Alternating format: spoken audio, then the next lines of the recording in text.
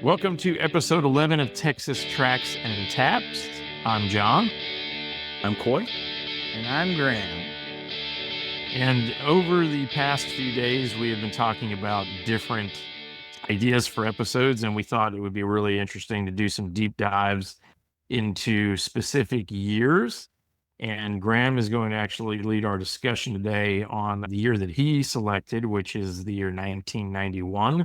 But before that, Coy, we're going to drink some beer as we always do. And what is the selected brewery of the week? Yeah, as always, the opinions expressed by Texas Tracks and Taps go down smoother with ice cold cerveza. So we have picked Real Ale for this week's episode. And Real Ale is Texas Brewery in Blanco, Texas, on the Blanco River. That river, I believe, is the source of the water for the beer that they make. I think I've heard in the past them attribute that water helps them make really great beer down there. It started in 1996, but was sold in 98 to a different owner, but they've been going for a long time there, almost as far back as the songs we're going to talk about today. I've been to this brewery, and it's pretty cool that the newest location that they've been in since 2006 in Blanco. It's right there on the river. I think you can tube the Blanco River, and I think maybe there's even a stop and you go into the brewery at that point in the river too. Although, I mean, it looked like it from what I could tell. It wasn't quite tubing season, but looked like something fun that you could definitely do, or at least pick up some to go down the rest of the river in. But yeah, they've got a lot of great styles. They're probably best known for their Fireman's Number 4. I feel like I see that everywhere in Texas. And so that's a great beer that you see a lot of. I think it's a tie into a bike that's made down in Texas. So yeah, I think there's a What's on Tap in Keller has that cyclist club, and they come in and drink Fireman's Number 4 whenever they get done with their rides on certain days of the week.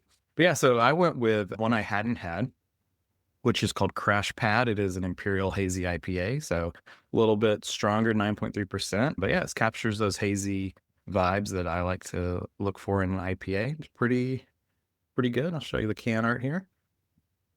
Really eye-catching can. Looks like it's a pretty good pool beer for summer hazy IPA, although a little on the stronger side. So take it easy. But yeah, how about you guys? What are y'all having? So I think John and I are drinking the same thing, at least for John's first beer. Yes, the Proto, which is a New World Pilsner, a crisp, refreshing Pilsner, 4.5%. It's really tasty. I hadn't had it before. I think it's a fairly new beer for them. It leans toward that kind of Czech Pilsner kind of flavor profile for me, which I enjoy a whole lot. And yeah, I'm really digging it. It's very crushable and delicious. Yeah, I am too. It's on the lower end of alcohol contents at 4.5, but yeah, it's actually very refreshing. I think from my initial tastes, probably a pretty good summer Pilsner. But I'm extremely anxious, guys, as we get through our discussion today to crack this one, because I am a porter and a stout lover, and this is Real Ale's Coffee Porter, which I have not tried, and I think it's brewed with Cat's Coffee, which I'm just going to make an assumption here. I assume that's a local roaster coffee. I'm just going to make an assumption, but yeah, really looking forward to trying this one halfway through the episode as well. Nice. I'll also say that they're a Mysterium Verum series. They're barrel aged. Really I think is one of the earliest barrel aged series in my memory when I was starting to get into stuff like that. And that's I've never had a bad entry in that. For sure. Another one of you mentioned the Fireman's, which is definitely one of their flagship beers. Another one is the Devil's Backbone, which I almost picked that one up. It's a Belgian triple. But yeah, they've been making that one for a long, long time, and it's very good. I am going to throw out another one too. I was talking to John about this a little bit earlier, but I'm going to make a plea. If anyone from Real Ale ever happens to watch this episode, that they bring back the Real Ale White. That Belgian wit beer was one of my absolute favorite summer beers ever. They would release it every year, coming, like late spring. And I always really enjoyed that one. So would love to see him bring it back. All right, Graham. So I think we'll throw it over to you to kick us off talking about the incredible year in music that was 1991.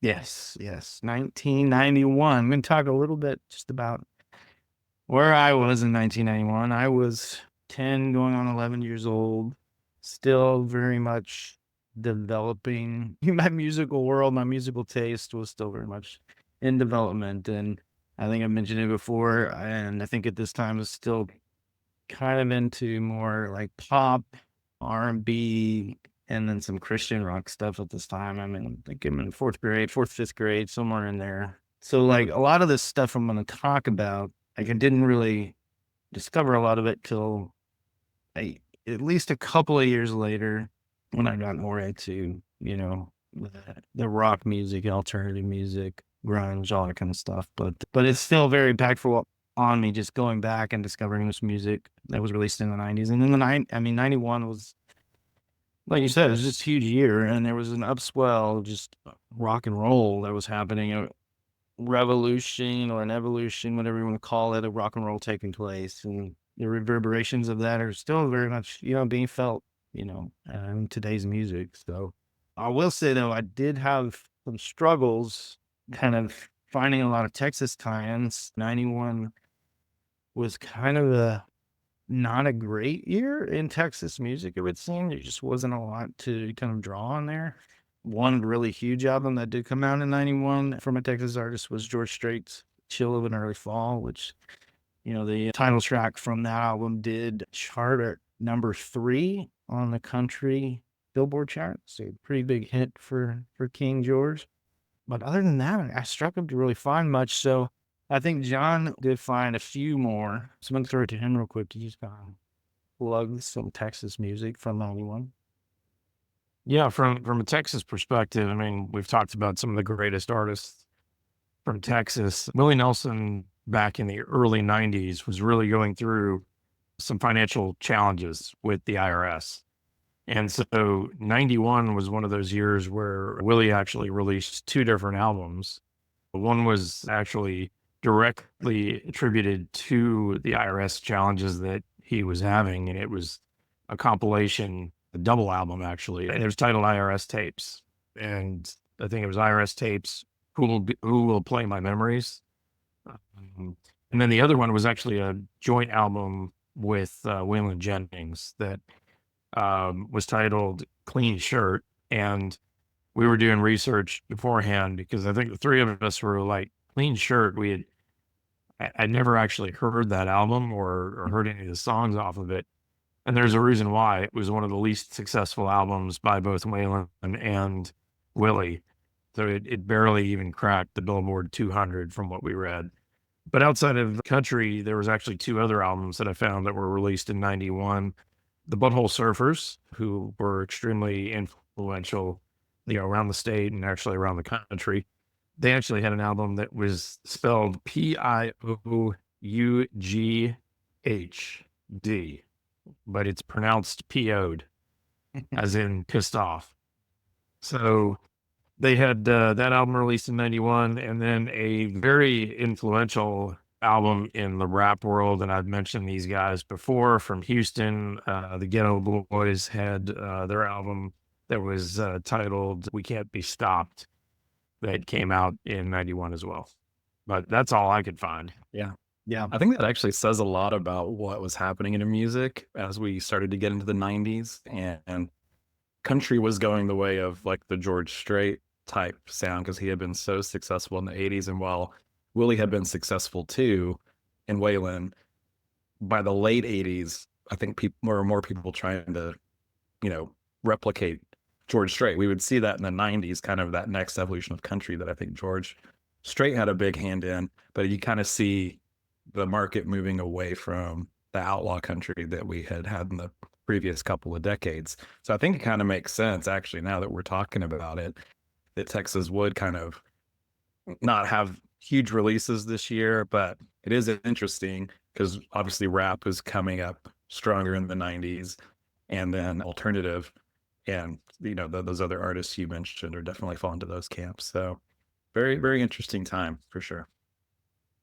Yeah, absolutely. And I think Yeah, that's a good point. There's not a whole lot, like we said, to draw from. We mentioned kind of the ones that were of some note, but regardless, I mean, what happened in 91 still obviously had a huge impact on Texas artists that would, come later. So, I mean, it's all tied together, and it all comes together at some point. But I'm going to mention just real quick a handful of debut albums. Now, these albums, well, aside from one, were not necessarily huge successes commercially necessarily, but again, just kind of points to where kind of like music is going, what the direction of it is, and some of the up and coming artists were at the time. And one was Alanis, which is Alanis Morissette's debut album, which a lot of people aren't real familiar with. Honestly, I'm not real familiar with it myself, but in doing the research, I saw that did come out in 91 and was quite a bit different from, her follow-up, which would be Jagged Little Pill. Yeah, a little more on just the pop side as opposed to kind of the angry girl rock that came later, which was awesome. Blur, British band Blur, Leisure, their debut album came out in 91. Of course, they would go on to have quite some success and pretty big hits. Rap, you had Tupac, his debut album, Tupacalypse Now. Live, their debut album, Mental Jewelry, also came out in 91, which their subsequent second and third albums would be pretty huge commercial successes. And then you have Hum with their first album, which they would explode onto the scene in full force in 95 with You Prefer an Astronaut, but their debut album is called Fellatio. And then this one obviously was commercially successful, but and to call it a debut album is kind of even weird, but because it was their only album that the supergroup Temple of the Dog released their album in 91, which we all know, Hunger Strike and Say Hello to Heaven, those two huge hits off of that record, and the whole record's, very, very solid. Of course, you've got Chris Cornell and Eddie Vedder involved and a couple of other guys from those, bands that would come later. But yeah, so then, kind of shifting now into the really super impactful albums that came in 91. I'm going to start off with Pearl Jam 10. Obviously, huge album and hugely successful and sold lots and lots and lots of records, and kind of was a big Best album in 1991. was a big contributor to kind of forming that grunge scene, grunge sound, for sure. Yeah, John, I mean, you're the Pearl Jam expert, and you're the big Pearl Jam fan of the show. So, not that we Corey and I both love Pearl Jam too, but Yeah. you've seen them, I don't know how many times. A ton, yeah. And What would you say about 10? I'm such a diehard. I actually get excited when I could state that I saw 10 live. I actually saw every single song, or listened to every single song live. But yeah, I mean, you've got Alive, you've got Oceans. I mean, every track on that album is, front to back. It's one of those albums, at least for me personally, I could play all the way through and there's no bad tracks on it. So, and it obviously was extremely impactful. I know you're going to mention a couple others that, just had long lasting impacts over the past, 20, 30 years or for other artists as well. But, that's going to be one of those albums that artists are going to continually go back to and reference as an influence. Yeah, absolutely. Another one that was obviously huge and impactful and inspiring, a whole, kind of movement of sound, I guess you could say, is Smashing Pumpkins' Gift, which really kind of brought that heavily layered, effects-laden, shoegazy kind of guitar rock kind of into vogue. And, I'm a huge Smashing Pumpkins fan, and I love that record. I did actually get into their second album, Siamese Dream, first, but then went back to Gish, and I love both those albums probably equally, but they're just, like I said, just inspired, a whole lot of other artists that came after and kind of changed the direction of the sound of rock and roll for sure. And then you got another, Seattle-based band releasing Bad Motor's Finger, which should be Soundgarden. some of my favorite Soundgarden songs on that album for sure. Rusty Cage is up there for me. I love that song. Their version, as well as the Johnny Cash cover of it, is fantastic. Outshined, Jesus Christ Pose. I think those are the 3 singles off that album. But just fantastic record. Still one of my favorites from that era. John, I mean, or Coy, y'all have anything kind of input on Soundgarden, Bad Motorfinger? I just would say if we ended the show right now, like it would be an amazing year for music. But Right. we're not probably into the 30 to 45 minutes of other Barely even scratched. albums. Yeah. For sure. Yeah, and I'll just say like you, Graham, I was I think a year older than you in 1991, and we're really in a year since we were born. But it was the same thing. I didn't listen to these albums in real time. It was much more of the things I started getting into. I was like, oh, this isn't their first album. Let me go back, with the exception of some of these. Like 10 is one of them. I knew 10, Right. right away. I think there's obviously a pretty obvious one we're going to talk about.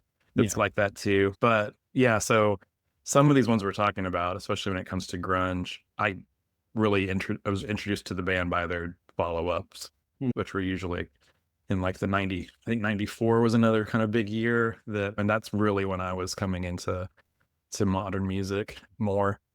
But yeah, I mean, going back and finding these things, like, where it was really, junior high was a great time for me in music, because there was so much that had come out in the years leading up to junior high and while I was in junior high. And of course, high school was great too. But John, I think we were talking before the show, what's really cool is you were just out of high school in this time frame, and I was just thinking that has got to be a really cool time for all this music to be coming out, because by now you've already kind of built up what you like, what you're into, and now all of a sudden you've got all this groundbreaking sound. Like, this is stuff that changed the game, especially for the next decade or so. Yeah. So I'm absolutely old, but yeah, I agree. And what's really funny, guys, is that when we read through some of the stuff that I've got like on my list, I'm coming out of high school, and so college radio was really popular in the 80s and even leading into the early 90s. And I was involved at University of Georgia at the college radio there. And so I was like dialed into that indie rock or that college radio type rock. And at the time, some of the bands and some of the albums that I'm about to kind of talk about in a few minutes weren't as popular, or wasn't on everybody's radar. And now you look back like 30 years later, and it's like, man, like what a year for me. But you have that 2020 vision, being able to reflect back and see it all. But at the time, some of the albums on here really weren't that popular, but it was still an amazing year for music. So yeah, because we were moving out of one type of rock into this completely different type of rock, and actually rock had gotten kind of stale and was losing to pop, towards the end of the 80s. And so this was, like, in my opinion, like the, I'll use a better word than I was going to use because of connotations, but like the shot in the arm was what I was thinking. But then I'm like, so sometimes literally a shot in the arm. But no, it was just like this. It turned heads. It made some people turn heads the other way and say like, oh, not my rock and roll. But it definitely connected with a lot of, especially I think younger people who weren't connecting with hair metal or, that kind of stuff. And especially where it had run its course, and, it was, music listeners were ready for something different. And man, this was different. This was like a chainsaw, going through, cutting down like these old oaks of rock that had been standing for so long. But so Coy, you're absolutely right. Like, from a rock perspective, you just had this fork in the road kind of thing going on. But at the same time, even rap was evolving. Like, Graham talked about Tupac, which was extremely different type of rap than, what we heard in the late 80s. And then you also had R&B and soul. New Jack Swing all of a sudden was something that was fresh on the scene. And, I'll speak to that a little bit in a minute. But there were a lot of bands that all of a sudden were, top 40 that were I think, a few years back, you would have called them soul, and, it just wasn't in the mainstream. But all of a sudden, some of those bands had like top 40 hits or number one hits. Tribe Called Quest had the Low End Theory in 1991, which is Great album. and kind of fusion of rap, jazz. Like they were something that had, not really been heard of before. And the 90s was all about kind of those things, either reinventing or just combining sounds that we hadn't heard before, or just coming up with something like you have never heard this before. And then kind of leaning more towards like funk more than soul. But Blood Sugar, Sex Magic by Red Hot Chili Peppers came out Great in album. 1991 as well. And yeah, those songs were all over the radio. I remember, while I didn't get into that album until I was a little older, I definitely had heard songs from that album quite a bit during that time frame. Yeah, for sure. And just going back to kind of what you were saying, Coy, about kind of the transition in rock and roll, like these next two albums I was going to mention are, I think, a part of that, and definitely play into that whole kind of transition period a whole lot. And that would be Metallica's Black Album, which, a lot of people, when that came out, yes, the hardcore Metallica fans didn't love it initially. They thought it was Metallica light, they went soft or something like that. But it really brought, for lack of a better term, metal alternative, I guess. It kind of was, kind of brought metal into the mainstream is kind of the way I would put it, because I think it brought people into Metallica that wouldn't have gotten into their earlier stuff, but they discovered them via the Black Album, which I'm one of those. I found the Metallica Black Album in my brother's room, which was another thing I was going to mention. My brother's like 5 years older than me, and he was a huge influence. I've talked about this before on me musically. So, in 91, he was 16. So a lot of this stuff was definitely, in his wheelhouse, on his radar. And then I kind of discovered a lot of it via him. But yeah, and that's a great record as well, Metallica Black. I mean, you can't, discount the impact that had on music going forward, especially hard rock / metal. Just kind of take it into the mainstream. And then also, and maybe not so much just this particular album, but Use Your Illusion 1 and 2 from Guns N' Roses. There's huge records, hugely popular. November Rain, probably the biggest hit off those two, which was this just epic, it's just epic rock songs. Like, I don't know what it is, like 9 minutes or something like that.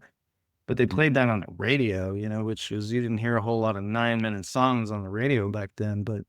And they were, I guess to me, Guns N' Roses was, they were one of those bands that brought rock and roll back from that kind of glam hair metal thing, like you were saying. I mean, they had some of that vibe, in it, but it was much more Led Zeppelin to me. It was much more like just hard rock, just really just pure rock and roll, and was a little less glammy. But yeah, they weren't as like cared about their appearance. I don't, as what I consider a true like hair rock or hair metal band was. They weren't as the whole image and everything. Yeah, it was more about it was dirtier, like feeling and sounding and looking. But yeah, like November Rain was a huge song. That music video was a huge, MTV thing. One of those videos I just remember being like, you wanted to try to catch it, whenever it was on and sit down and watch it. It's ridiculous and it's 9 minutes, but it's a little short film and it's set to a pretty epic song. Like that is a great song. And they had good songs, before that as well. But that was like Metallica's Black Album. That was my introduction to both of those bands, were these albums in 1991. And then I went back and, caught up on the stuff in the 80s that I had missed because I was such a, pop influenced kid in the 80s. Can I make a confession? Yeah. So, Brian, I don't know what your last name is. I forget it. I'm sorry, but you were in my advisement class, senior year of high school. And I told Brian that Guns N' Roses would never last 5 years. Oh, wow. Everybody would be talking about them down the road, and I was wrong. And I think I owe you like $5, Brian, if you're out there. Yeah. Checks in the mail. I was dreadfully wrong. Otherwise, your hot music opinions have always been very well thought out, balanced, and When you- spot on. Yes. Yeah, but here I am years later, huge Guns N' Roses fan, love them. And Use Your Illusion 1 and 2, great albums, obviously. Appetite came out before, but that was a great album as well. But yeah, I totally blew that one. Not that my other reviews have been dead on. Like, That's what Coy said. Well, going back to rap for a minute, because Cypress Hill's debut album came out in 1991 as well. So that's a pretty big deal because they were a big part of the 90s. But then something record breaking happened in 1991 when it comes to rap. And that's NWA had debuted at number 2 and went to number 1. First time a rap album had ever been number 1 on the charts happened in 1991. So that's huge. So maybe some little lesser known, a little bit maybe not as big mainstream at the time, but I still think very impactful in terms of kind of where they were influences and taking music in another direction as well. Uncle Tupelo, alt country act. Their second album came out in 91 called Still Feel Gone, which really cemented the band that would later spawn Sunvolt and Wilco as alt country pioneers. And their first album was called No Depression. And there's an alt country scene magazine was named after that album. That's how huge and influential they are in the alt country world. So, and it was also, I think, worth noting for 1991 as well. And then the other one was Loveless by My Bloody Valentine, which really epitomized and inspired the whole shoegaze genre. I mean, if you talk to anyone who plays shoegaze music since that album came out, I mean, they will reference that album as being just instrumental and inspirational in the development of that genre. This is going to be a big one, especially for Coy and I being the U2 fans that we are. You had Achtung Baby come out in 1991, which was really definitely an evolution of sound, I would say, for the band. And there's some songs on there that, like One, which was the big single, biggest song off the album, but which that song sounds like some of the previous U2 stuff to me, but then there's a whole lot of stuff on there, especially get into the deeper cuts on there that are quite different from what U2 had been doing before that, and a little more experimental. But I'm sure Coy you could probably say a little bit more about that as well. yeah, I'm actually surprised we got this far into the episode of 1991 before this album or U2 came in. I mean, honestly, if you're playing the drinking game, U2. Grammar Coy mentions U2. Take a drink. This. So I kind of mentioned earlier and wasn't even realizing that I was probably in the back of my head paraphrasing U2 when I said that grunge was kind of like a chainsaw cutting down these older, large oaks of the rock from the 80s that had come before them. Well, the band said that Achtung Baby was the sound of 4 men chopping down the Joshua tree, because they were just trying to do something completely different, reinvent themselves. It was a new decade, and they did that. And I think, like we've talked about with a lot already earlier, with a lot of the changes that was going on in rock. And it's interesting, all this was kind of happening independently. Like, they weren't doing this as a reaction to grunge and the stuff that was going on in Seattle. Like, they were just doing this, in Europe, just because they wanted to reinvent themselves, not necessarily all of rock. But I think that they ended up, doing that. And it was weird to like both Achtung Baby and grunge, like I did, because they were so different. And it was, I think there were a lot of even U2 fans. We mentioned it with like Metallica, that some of their fans that love the Joshua Tree, and I love that album too, hear this and they don't know what to make of it at first. And I think it took a couple listens to really get into it, or maybe they liked it right away, or some maybe said, hey, this isn't the U2 I signed up for, and maybe they walk away at this point. So it's just the cool thing about music is, but for me, this was my introduction to U2. And I went back and listened to Joshua Tree and was like, oh, this is really good too. And then every album I listened to, I was like, oh, okay, there's a trend here. But yeah, this was like Mysterious Ways was on the radio a lot. I feel like I heard that before one and more often than one until then one was everywhere, including MTV. 3 different music videos for one were shot. But the one that got the most play was the one where he's in the bar and he's smoking a cigar and everything. But yeah, that's just them being influenced heavily by when they were kind of looking for new influences and looking to reinvent their sound. Germany and industrial, and trying to incorporate some of that music that was big at that time into rock. And hey, Edge, how do you make your guitar sound, to go along with these, like the sounds of like steel hammers hitting anvils and whatever else you want to put in it. But really cool. I think it was experimental for them, but at the same time, it still sounded like them. And they definitely had some, especially their slower ballad songs. Just May I indulge the two of you with some U2 fodder?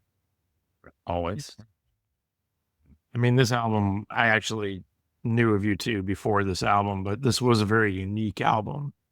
And I remember when it came out, I loved it. It was just so dynamic, and they worked, I think, with Brian Eno and Steve Lillywhite on, I think they both produced this album, but obvious tracks that you guys already mentioned in terms of One and Mysterious Ways, like those were great songs, but there's a couple of tracks on there that I personally love, like Who's Gonna Ride Your Wild Horses and Trying to Throw Your Arms Around the World. Like those two are really fantastic tracks on that album that I don't think get as much love as the other two.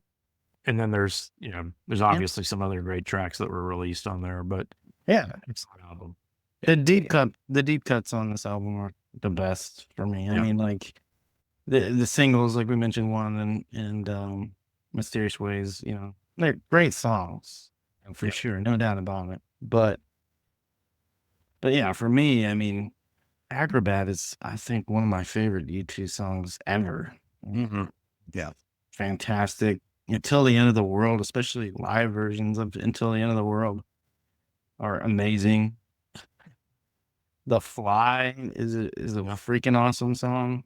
I mean, Station. yeah, it's just it's great from the. I mean, there's not a bad song on it. It's Like, experimental. I mean, they've done some through the years. Those guys have done some really experimental stuff, but Mysterious Ways has very, is it fair to say, Middle Eastern almost background to it. Yep. Belly which dancer. is- Not a lot of bands would do something like that, and so it's really just, it's a classic U2 album to me. Like really, really solid album.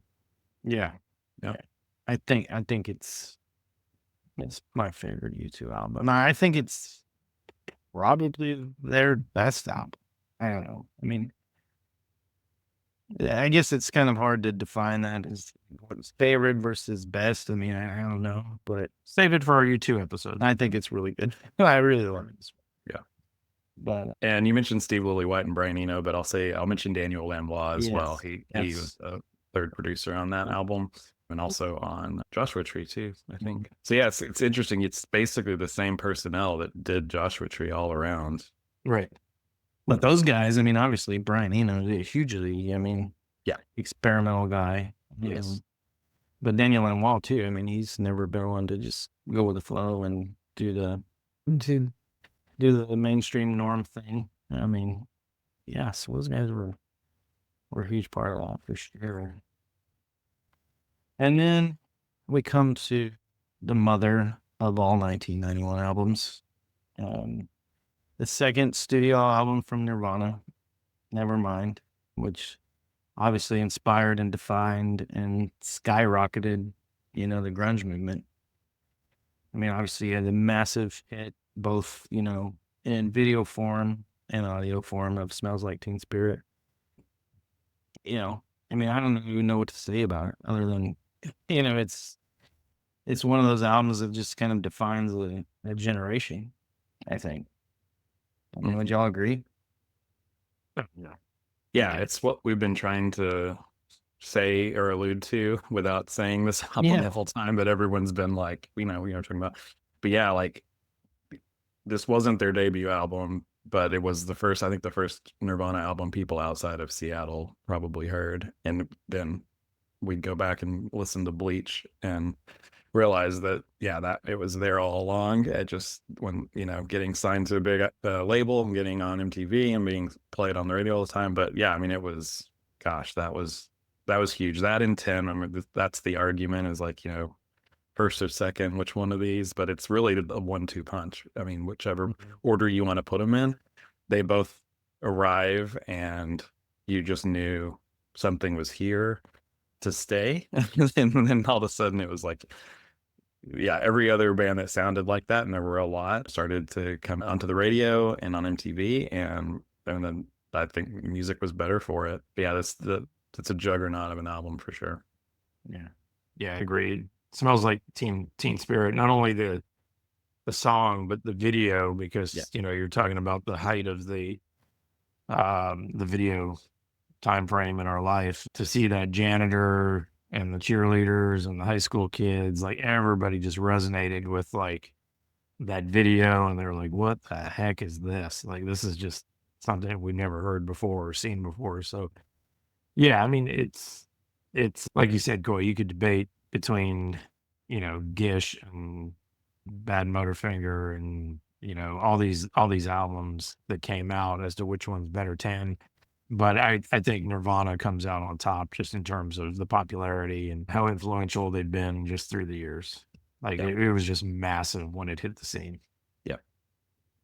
Yeah. From what I can tell, I don't think it was like a competition. I think both of these bands wanted each other to succeed, and they wanted like all of that kind of alternative and grunge wave that was coming in to take over. I think, they were happy to have as many good acts from that era or that sound come in at that time. But I think we owe a lot of it to the Pixies influencing these bands. And I know we've mentioned, huge influence on Nirvana. And then we've mentioned in talking about the Toadies in previous episodes, how much of an influence they were on the Toadies as well, who are formed at this time, just haven't quite released anything other than probably some tapes they've recorded and selling at shows locally. I think 92 is when their first EP comes out, Toadies wise. But this is, they're, just to put it a little bit in Texas, what's going on in Texas at this time, Toadies is starting to ramp up to where they're going to hit 94 and be all over the airwaves in 94. But Pixies, you're right. 92, I think they released a couple of, they self-released a couple of cassettes in 92. Then in the 93, I think they released an EP, but obviously not major label until Rubberneck. But yeah. But I mentioned the Pixies because Trompe Le Monde is a 1991 release from the Pixies, so they were still in the mix, still doing things. I have a few more to pack on, but want to make sure we're done talking about the big tuna. No, those are the monumental ones for sure. I've got some honorable mentions I just want to throw out there as well. But if you got some to add, just good feel free. Yeah, just because it probably helped me get into music more. But Schubert Dip by EMF, the song Unbelievable, released in 1991, and that was also everywhere. And I, as a kid, thought, and I still like that song today, but it more of a guilty pleasure now maybe. But that song was everywhere and really liked it. I didn't discover them in 1991 or this album, but when I heard it later in the 90s, The Globe by Big Audio Dynamite 2, there's a song Rush on there that is, you would probably know it if you heard it. Great song. And I'll touch on a little bit more in rap. There's a Public Enemy had Apocalypse 91, The Enemy Strikes Back. Ice Cube had Dust Certificate. So yeah, hip hop and rap were out there for sure. John, did you have this one? Every Good Boy Deserves Fudge by Mudhoney. Was that on your list? Of course, I had that on my list. If I'm arguing Seattle bands, that's my number one. Right. Mudhoney's my number one. Excellent album by Mudhoney. I'd say their best album. Yeah. Yep. Good. I'm glad if you didn't want to say something about it, I was going to hold you to. But I think the only other one, well, I'll throw this one out there as an honorable mention because it's really interesting. We talked about Shoegaze a little bit earlier. There is a release, bandwagon-esque, and it's Teenage Fan Club. It's on my honorable mention. That's your honorable mentions? Yeah. So Interestingly enough, I think it's Spin Magazine. I'm trying to find it in my notes here. They put that above Nirvana as the best album of 1991. And I wonder if they would take that back or not. But I mean, they were definitely influenced by like Dinosaur Jr., bands we've talked about before. Which Dinosaur Jr. also had a release in 91, Green Mind. Great release. Yeah. Great album. Yeah.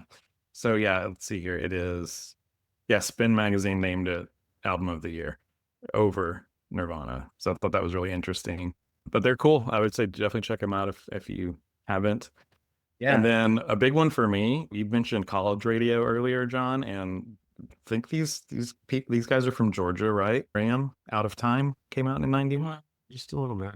Yeah. They're just, So yeah, this is really what propelled them, I think, from like more indie rock, college radio, which they had been like the darlings of for their time so far in the 80s.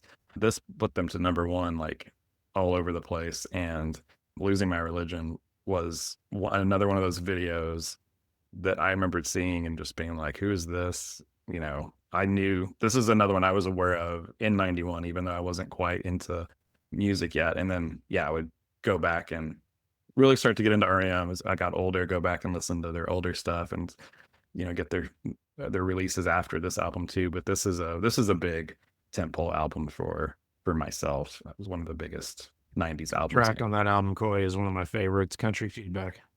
Yeah. Great Really song. good song. So yeah. You kind of covered a couple on my list of honorable mentions, Koi, but I'll throw out my remaining ones. Matthew Sweet, Girlfriend. I love that. I was going to hold you to that It's a one. great album. Swerve Driver, who I've talked about a lot, you know, but their album Raise came out in 91, which was also influential in the whole shoegaze movement. Yep. Toad the Wet Sprocket, which I believe is their third album, Fear, but there was a couple big hits off of that, and it's a really good record as well. And, you know, I might catch slack for this, but Sarah McLachlan, I've been a big fan of Sarah McLachlan since I was, probably like 16, 17 years old. And I just fell in love with her voice. And her album Solace came out in 91, and it's a great record as well. Kind of before she really got super, super popular. do you remember me? Do we give you crap? I just sing to you. I don't like her voice. You mind if I dig into a couple honorable mentions as well? Absolutely. Well, I think if you watched our pod, or you would have had to watch it, not listen to it, but you'll see me with the Driving and Crying hat on occasionally. They're a Georgia band that I'm a huge fan of. They had one of their albums come out, Fly Me Courageous, in 1991, which was, for me, at that time of my life, pretty influential album that came out and has some great tracks. One of the hats that I wear says Let's Go Dancing, which is one of the tracks on that album. And I did some research. I think I may be wrong on this, but I think the last Queen album with Freddie Mercury's vocals was released in 1991, because unfortunately we lost Freddie Mercury, I think, towards the end of 1991. Yep. So their album Innuendo was released that year. And then some big ones, Screaming Trees had their album Uncle Anesthesia come out in 1991, which I'm a huge fan of. I think I've mentioned Gord Downie and the Tragically Hip from Canada, but their second album, Road Apples, came out in 1991, which is an excellent album. If you haven't listened to Tragically Hip, that's a great place to start. Indie radio, Siouxsie and the Banshees were huge, so the song Kiss Them For Me was a pretty big song in 91, 92, and then her album Superstition came out in 1991. Bonnie Raitt, which we were talking about, one of her biggest albums was Luck of the Draw, that came out in 91, as well as Tom Petty and the Heartbreakers. They had Into the Great Wide Open that came out in 91. Great album. Yeah. And then Van Halen, growing up in South Florida, I was a fan of both the, Sammy Hagar as well as David Lee Roth, Van Halen. They had For Unknown Carnal Knowledge, which we all know the acronym. that goes along with that. That album actually came out in 91 as well. And I think they just re-released that on vinyl. So you can actually pick it up now on vinyl. And then we were talking about New Jack Swing. So have either one of you heard of Another Bad Creation Yes. Yeah. and their big hit Playground? Yep. If you haven't heard of it, YouTube it. So yeah, ABC came out with their first new album in 1991, along with, did we mention Boys to Men? We have. Yeah, so they had their album Cooley High Harmony come out in 91. De La Soul had De La Soul Dead come out. I was a big Third Base fan. That's a rap group out of New York, New Jersey area. Derelict to Dialect came out that year as well. The movie or the film Boys in the Hood soundtrack for that album came out in 91 as well. And are you guys down with OPP? Yeah, you know me. Naughty by Nature's album came out in 91 as well. And that was a huge hit in 91 heading into 92. So, and then, the list goes on and on. Like there's a ton of them. I don't even know. Did we mention Garth? Not yet. He was on my list. I was waiting for someone to say it. Cause, yeah, I mean, while we talked about George Strait, and he obviously had a good year as well, country was firmly going the way of Garth Brooks in 1991 with Rope in the Wind came out. That was huge. 18 Weeks as number one. And again, shaped the way the rest of the 90s was going to go as far as the country sound, in my opinion. But yeah. Yeah, for sure. And that's a classic Garth album. I have fond memories. In 1992, I got to go see Ozzy with my buddy Mike down in Atlanta on the No More Tears tour. Yep. But that album actually came out towards the end of 91. Yep. So Ozzy had one of his classic albums. I think it was his sixth album, but it had Mama, I'm Coming Home and No More Tears, the title track, obviously.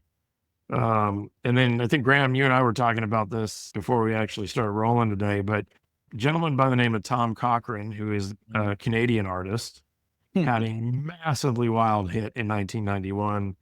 And he put out an album that was actually called Mad, Mad World. But Life is a Highway was the hit song. That was just huge. And then you couldn't go anywhere without hearing it. No, it was everywhere. And then Rascal Flatts redid it years ago for the movie Cars. And then you couldn't go anywhere without I was going to say, I've heard like 3 versions of that song over the last 3 decades, and they get played so much, whatever version it is, for sure. Yeah. Catchy tune, man. It's catchy. It is. And the last 2 I'm going to go through because I did actually see them in concert back in the day, and I think they might have opened for Ozzy in that concert. But Ugly Kid Joe. Oh, yeah. Had the album As Ugly as They Want to Be that was released. And then MJ, not Michael Jordan, Michael Jackson, he actually had his album Dangerous released in 1991, which I think was recently re-released out on vinyl as well. So, I had Michael Jackson. Albums. Yeah. I had Michael Jackson on my list too, just because to again show the time in history that this was, pop was still big and was not going to just easily let the reins over to rock, although I think it did happen. But in 91, Michael Jackson, Dangerous is his 3rd largest selling album, with Bad and Thriller being his 2 and 1. But it was right up there. That was a huge follow-up to those albums, and it came out in 91. And then Prince had his 13th album in 1991, Diamonds and Pearls, which was a number 2 in the US. So they were still doing their thing too. Yep. For sure. How did I miss that one though? Yeah. I did too. That's what the great thing is. You caught ones that I missed or had forgotten, and both of you did. And I just kind of had mine and was waiting. Was like, you gonna say it? You gonna say it? Well, there's another one that I just popped into my head. Spin Doctors, Pocket Full of Kryptonite. That's right. There was a couple of big hits off of that album. Oh yeah. Yeah. 2 Princes. What was the other one? Little Miss Can't Be Wrong. Yeah. Little Miss Can't Be Wrong. Actually, and I think I mentioned this before, but that was one of the first CDs I ever bought. Like first me with my money buying my own music. That was that and Pearl Jam Versus. I bought that and a little CD boombox. Well, it's funny when you mentioned buying CDs, because a lot of these that we've talked about are CDs that I bought, and some of my first CDs that I bought. Because I think I got a CD player for my 12th birthday, which would have been 1992 or the end of 91. What we were talking about this earlier. The very end of 1991, I would have turned 12, and I think that's when I got a CD player. So the Columbia House 12 CDs for a penny scam totally did that. And a lot of the ones we've been talking about, where I remember finding the sticker and putting it on the card that you mail in. I was like, I want this one. I want this one. Boys to Men was one of them. Rope in the Wind. I was all over the place. I mean, at 12 years old with all this stuff that was coming out. But yeah, gosh.